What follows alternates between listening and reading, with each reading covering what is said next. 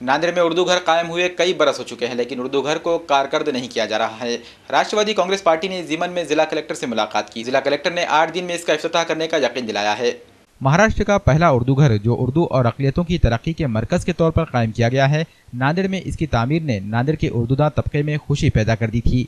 लेकिन उर्दू घर की तामीर को कई बरस गुजरने के बावजूद इसको कारकर्द नहीं किया गया है। इंतजामिया भी इस मामले में सिर्फ यकीन दहानी से ही काम ले रही है।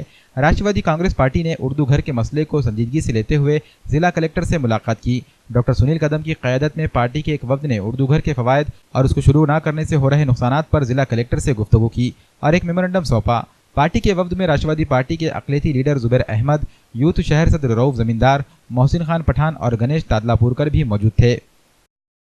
नांदेड़ शहर में महाराष्ट्र शासन की तरफ से उर्दू घर की जो निर्मित हुई है, बांधकाम हुआ है, उस सिलसिले में नांदेड़ शहर राष्ट्रवादी कांग्रेस पार्टी और हमारे शहर अल्पसंख्यक विभाग की तरफ से पहले भी जिलाधिकारी साहब को 2 बार निवेदन दे चुके हम उर्दू घर के सिलसिले में।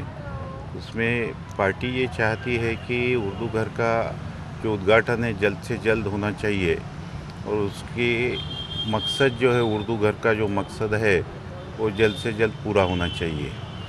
पहले पार्टी ने निवेदन दिया है, कुछ हद तक प्रशासन ने उस पर कार्रवाई की है, लेकिन आज हम कलेक्टर साहब से मिलने के बाद उन्होंने हमको आश्वासन दिया है कि 8 दिन में उर्दू घर का उद्घाटन करने की वो कोशिश करेंगे।